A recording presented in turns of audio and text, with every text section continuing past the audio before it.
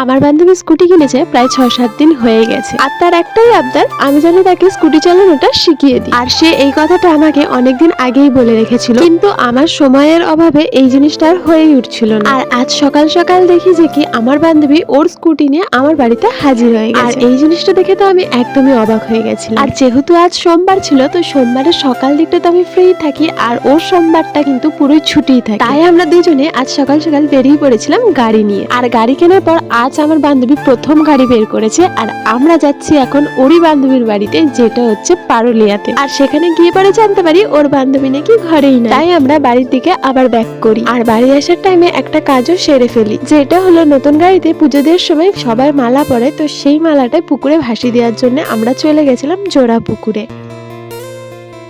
আর সেই কাজটাই সেরে পরে এখন পালা হচ্ছে আমার গাড়ি চালানোর। গাড়ি তো আমি অনেক ছোট থেকেই চালাতে পারি, কিন্তু আমার নিজের কোনো গাড়ি না থাকে আমার সেরকম কোনো অভ্যাস নাই। আর তারপরেই আমরা চলে যাই আমার বান্ধবীর বাড়িতে আবার, কারণ কি ওর মা করেছিল আমাদের জন্য চাউমিন। আর আমি যেহেতু ঘর থেকে খেয়ে বেরিয়েছিলাম, তাই আমি অল্প খেয়ে পরে আবার আমরা দুজন মিলে বেরিয়ে পড়ি বেনাচিটির দিকে। মানে নতুন গাড়ি পেলে সবারই তো একটু মনে মজা তো হয়, বলো। তাহলে চলো আজকে ভিডিওটা এখানেই শেষ করি, দেখা হচ্ছে আবার অন্য কোনো ভিডিওতে। টাটা।